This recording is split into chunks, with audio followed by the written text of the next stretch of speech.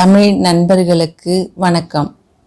இன்னைக்கு இந்த வீடியோல கவிஞர் கண்ணதாசனின் திரைத்துறை பணிகள் பத்தி பார்க்கலாம்.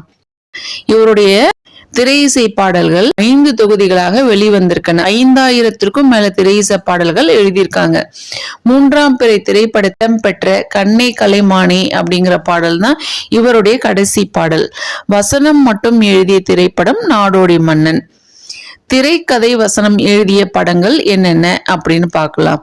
மதுரை வீரன், நானே ராஜா, ராஜா தேசிங்கு, மகாதேவி, மாலையிட்ட மங்கை, கருப்பு பணம், தெனாலிராமன், தெய்வ திருமணங்கள், மன்னாதி மன்னன், திருடாதே, ராணி சம்யுக்தா, இல்லற ஜோதி, லட்சுமி கல்யாணம்.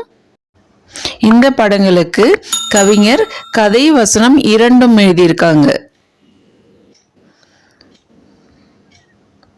அடுத்ததா கவிஞர் மொத்தம் 6 படங்களை தயாரிக்கவும் செஞ்சிருக்காங்க.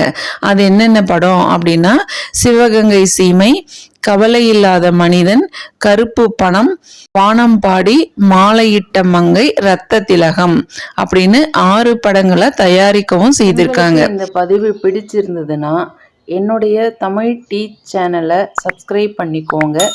அடுத்த வீடியோல வேற ஒரு தலைப்போட நான் உங்களை சந்திக்கிறேன். நன்றி.